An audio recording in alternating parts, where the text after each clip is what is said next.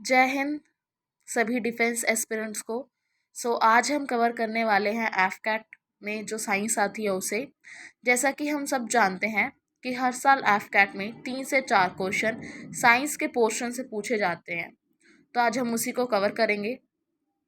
तो आज हम कवर करेंगे बायोलॉजी, केमिस्ट्री और फिजिक्स।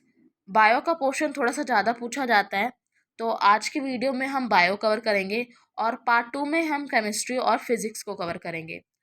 तो आज हम बायोलॉजी में क्या क्या पढ़ने वाले हैं।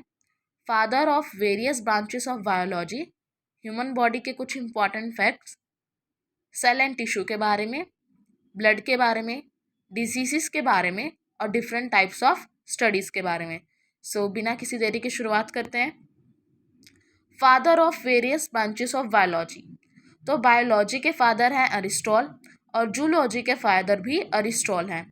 बोटानी के फादर हैं आपके थियोफोरेस्टस, जेनेटिक्स के फादर हैं जे मंडेल, साइटोलॉजी के फादर हैं रोबर्ट हुक एंड माइक्रोबायोलॉजी के फादर हैं लुइस पेस्टर।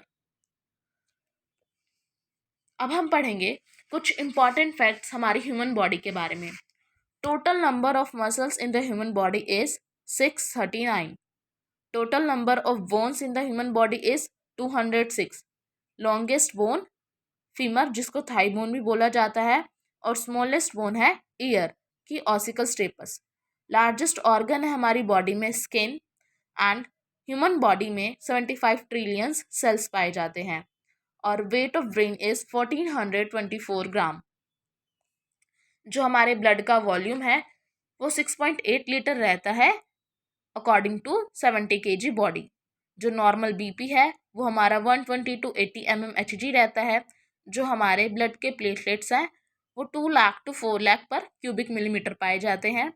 जो यूनिवर्सल ब्लड डोनर है वो है ओ ब्लड ग्रुप और यूनिवर्सल ब्लड रिसिपिएंट है वो है AB ब्लड ग्रुप। अब आपने याद कैसे रखना है, देखिए डोनर में बार बार ओ आ रहा है तो आपने याद रखना है कि जो यूनिवर्सल ब्लड डोनर है वो ओ है और हमारे ब्लड के क्लोटिंग का टाइम होता है 2 to 5 मिनट्स। हमारे ह्यूमन में normal body temperature is 98.4 degree Fahrenheit और 37 डिग्री सेल्सियस। जो हमारे बॉडी में लार्जेस्ट इंडोक्राइन ग्लैंड पाया जाता है वो है थायराइड। लार्जेस्ट मसल जो हमारी बॉडी में पाई जाती है वो ग्लूटेस मैक्सिमस। ग्रेटेस्ट रीजनरेशन पावर हमारे लीवर में है और मिनिमम रीजनरेशन पावर हमारे ब्रेन सेल्स में है। Minimum distance of proper vision is 25 centimetre और जो पल्स रेट है वो हमारी 72 पर मिनट। अब हम थोड़ा सा सेल के बारे में जान लेते हैं। तो सेल होता क्या है, देखिए हमारी बॉडी का सबसे छोटा पार्ट आप कह सकते हैं सेल है, ठीक है। बहुत सारे सेल मिलके टिश्यू बनाते हैं, टिश्यू का ग्रुप मिलके ऑर्गन बनाता है और ऑर्गन, ब्लड और मसल्स मिलके एक ह्यूमन बॉडी का निर्माण करते हैं। तो सेल क्या है, cell is the basic fundamental unit of our life. देखिए अब स्मॉलेस्ट सेल आपसे पूछ सकता है, तो स्मॉलेस्ट सेल है माइकोप्लाज्मा और लॉन्गेस्ट सेल है नर्व सेल। अब सिंगल लॉन्गेस्ट सेल, अब लॉन्गेस्ट सेल और सिंगल लॉन्गेस्ट सेल में डिफरेंस क्या है। देखिए जो लॉन्गेस्ट सेल है नर्व सेल, ये बहुत सारे सेल से मिलकर बना है, पर जो सिंगल लॉन्गेस्ट सेल है वो होता है ऑस्ट्रिच का एग। और जो सेल के अलग अलग पार्ट्स हैं उनको सेल ऑर्गेनल्स के नाम से जाना जाता है। इंपॉर्टेंट डिस्कवरीज ऑफ सेल, सबसे पहले सेल की डिस्कवरी की थी रोबर्ट हुक ने, बट वो जो सेल थे वो डेड सेल्स थे। और लिविंग सेल्स की डिस्कवरी की थी लिविनहॉक ने। न्यूक्लियस की डिस्कवरी की थी रॉबर्ट ब्राउन ने एंड प्रोटोप्लाज्म की डिस्कवरी की थी पुरकिंजे ने। सेल थ्योरी दी थी स्किडन और श्वैन ने और इसी थ्योरी को आगे एक्सपेंड किया था वर्च्योजी ने। अब हम कुछ अलग अलग नाम जान लेते हैं सेल ऑर्गेनल्स के। देखिए न्यूक्लियस को बोला जाता है brain of the cell and mitochondria को बोला जाता है power house of the cell और energy currency of the cell. Lysosome को बोला जाता है suicide bag of the cell and waste disposal system of our cell. अब हम टिश्यू के बारे में जान लेते हैं। तो टिश्यू आपके दो तरह के होते हैं, प्लांट टिश्यू और एनिमल टिश्यू। तो थोड़ा सा प्लांट टिश्यू के बारे में पढ़ लेते हैं। तो प्लांट टिश्यू को दो पार्ट्स में कैटेगराइज किया गया है, मेरिस्मेटिक टिश्यू और permanent tissue. Meristematic tissue dividing tissue होता है जो कि प्लांट की ग्रोथ में हेल्प करता है और जो परमानेंट टिश्यू होता है वो प्लांट को एक तरह से फ्लेक्सिबिलिटी, रिजिडिटी ये सब प्रोवाइड करने का काम करता है। तो मेरिस्मेटिक टिश्यू के भी आगे 3 पार्ट्स हैं, अपाइकल मेरिस्मेटम, लेटरल मेरिस्मेटम, इंटरकैलरी मेरिस्मेटम। तो अपाइकल पाया जाता है प्लांट के टिप और रूट पे। अपाइकल कहाँ पाया जाता है? प्लांट के टिप्स और रूट पे। लेटरल मेरिस्मेटिक हेल्प करता है कि प्लांट की ब्रेड्थ कितनी होगी, जिसको गर्थ कैम्बियम भी बोला जाता है। और इंटरकैलरी मेरिस्मेटम डिसाइड करता है आपका कि नोड्स पे प्रेजेंट होता है ये, ठीक है। नोड्स क्या होता है? जहाँ से प्लांट का कोई फूल उगना शुरू हो या पत्ता नया लीफ निकलनी शुरू हो तो उसको हम नोड्स बोलते हैं। तो आई रिपीट, देखिए मेरिस्मेटिक टिश्यू 3 जगह आपका मिलता है, अपाइकल, लेटरल, इंटरकैलरी। अपाइकल मिलेगा टिप पे और रूट पे, लेटरल मिलेगा ब्रेड पे, इंटरकैलरी मिलेगा नोड्स पे। अब हम मूव करते हैं परमानेंट टिश्यू की तरफ। तो परमानेंट टिश्यू को आगे 2 पार्ट्स में कैटेगराइज किया गया है, simple permanent tissue and complex permanent tissue. Simple permanent tissue के 3 पार्ट्स हैं, पैरेन्काइमा, कोलेनकाइमा, स्क्लेरेन्काइमा, ठीक है। तो जो आपका पैरेन्काइमा है, ये आपको फोटोसिंथेसिस प्रोसेस में हेल्प करके प्लांट को फूड बनाने में हेल्प करता है। कोलेनकाइमा, कॉलन और कॉलर थोड़ा सा सिमिलर है ना, कॉलर बेंड होता है। तो कोलेनकाइमा प्लांट को फ्लेक्सिबिलिटी प्रोवाइड करता है और स्क्लेरेन्काइमा प्लांट को हार्ड और स्टिफ बनाता है, एग्जाम्पल कोकोनट। कॉम्प्लेक्स के आपके 2 टिश्यू हैं, जाइलम और फॉलम। जाइलम जल कैरी करता है और फॉलम फल। तो मेरे ख्याल से इतनी नॉलेज प्लांट टिश्यू के लिए बहुत है, एफकैट में इतना डिटेल में नहीं पूछा जाता। बाकी अगर आप इसको बहुत डिटेल में पढ़ना चाहते हैं तो ऑलरेडी चैनल पे वीडियो है प्लांट टिश्यू के बारे में, और सीडीएस के लिए भी हम इसको डीपली कवर करेंगे। अब मूव होते हैं एनिमल टिश्यू पर। तो एनिमल टिश्यू के भी 4 पार्ट हैं, epithelial tissue, connective tissue, muscular tissue और नर्वस टिश्यू। तो एपिथेलियल टिश्यू क्या होता है? तो एपिथेलियल टिश्यू काम करता है हमारी बॉडी को प्रोटेक्शन, सिक्रेशन, एब्जॉर्प्शन, यानी ये हमारी जो स्किन है वो बनी ही एपिथेलियल टिश्यू की है। कनेक्टिव टिश्यू, कनेक्टिव टिश्यू जो 2 चीज़ों को कनेक्ट करे। अब बोन भी एक कनेक्टिव टिश्यू है, ब्लड भी एक कनेक्टिव टिश्यू है, और इसमें इंपॉर्टेंट है लिगामेंट और टेंडन्स। मैं रिपीट कर रही हूँ, बहुत इंपॉर्टेंट है कनेक्टिव टिश्यू में लिगामेंट और टेंडन्स। अब लिगामेंट का काम क्या होता है? लिगामेंट का काम होता है बोन को बोन से जोड़ना। अब भूल जाओगे आप याद कैसे रख सकते हो? बल्ब से। देखिए बल्ब की स्पेलिंग क्या होती है? BULB। तो एल से लिगामेंट, शुरू भी बी से हो रहा है, बल्ब खत्म भी बी से, यानी बोन को बोन से जोड़ेगा। तो आपका लिगामेंट जोड़ता है बोन को बोन से और टेंडन्स जोड़ता है बोन को मसल से। नेक्स्ट है muscular tissue. Muscular tissue help करता है आपकी बॉडी की मूवमेंट में।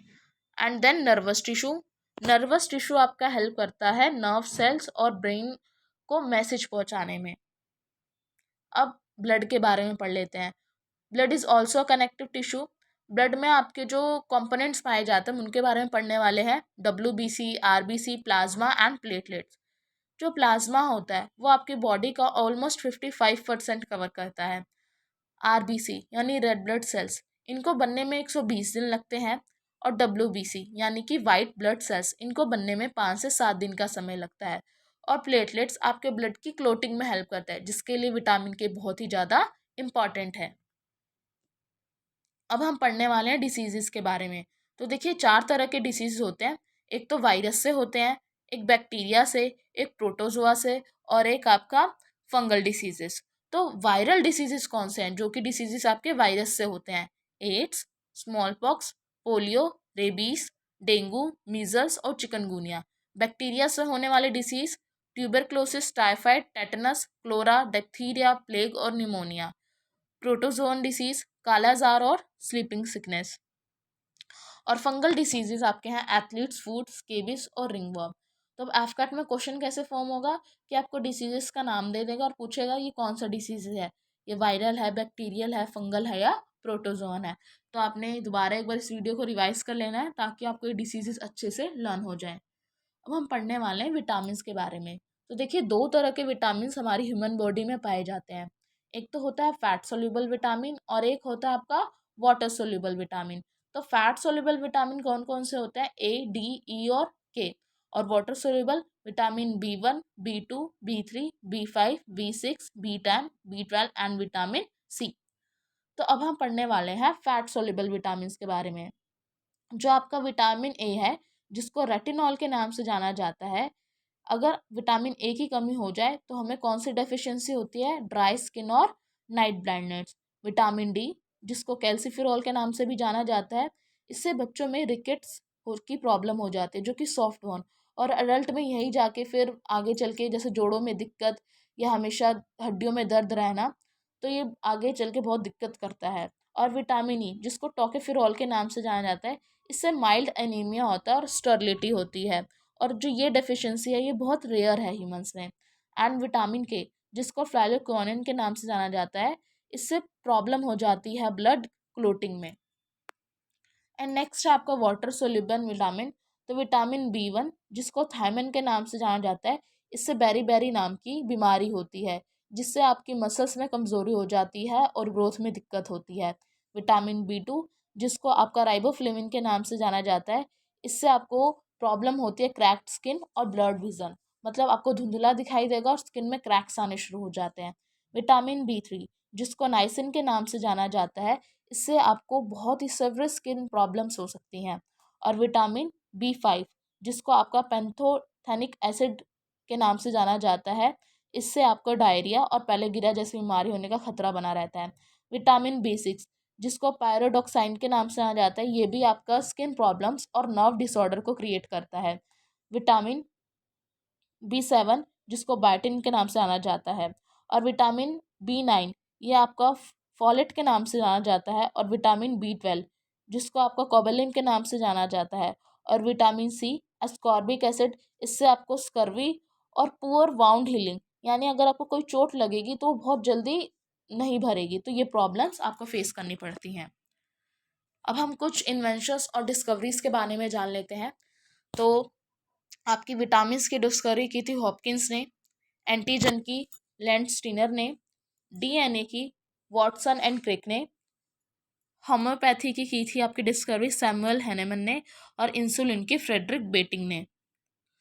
पोलियो वैक्सीन की डिस्कवरी की थी जेई सॉक ने, टीबी बैक्टीरिया की रोबोट कोच ने, open heart surgery Walton Lillehei, stethoscope Rene Laennec, penicillin A Fleming, heart transplantation की क्रिस्टन बैरनार्ड ने, जेनेटिक कोड की आपकी की थी हरगोबिंद खुराना ने, first test tube baby Edward and Steptoe, vaccination Edward Jenner, gene of cancer Robert Weinberg, sex hormones Eugen Steinach, cancer Robert वेलबर्ड, antibody against rabies Louis Pasteur, artificial heart Michael DeBakey, cell Robert Hooke, chemotherapy Paul Ehrlich, cholera bacteria की Robert Koch ने, colour blindness की Horner ने, ECG electrocardiogram mechanism Einthoven ने, haemophilia John Conrad Otto ने, and HIV Louis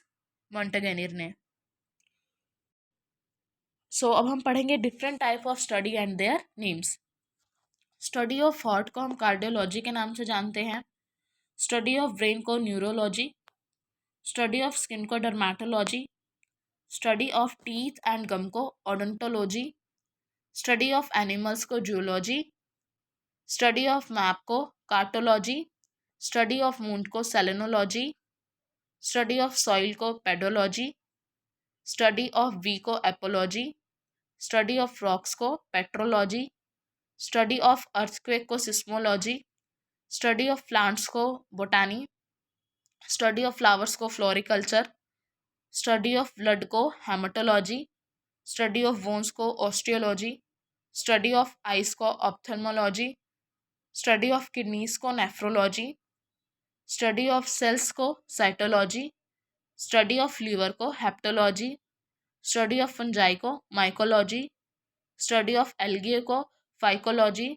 study of insects को entomology, study of fish को इच्थियोलॉजी, study of earth को geology, study of air को एरोलॉजी, स्टडी ऑफ टिश्यू को histology, and study of nails को cosmetology, and study of virus को virology. So thank you so much ये video पूरी देखने के लिए, and all the best for your exam. And जल्द ही मैं पार्ट 2 लेकर आऊँगी, एंड मैंने रीजनिंग के ऊपर भी एक वीडियो डाली है, सो आई होप आप लोग वो भी देखें और आप कमेंट करके बताएं कि आपको ये वीडियो कैसी लगी और नेक्स्ट वीडियो आप किस टॉपिक के ऊपर चाहते हैं। सो थैंक यू सो मच।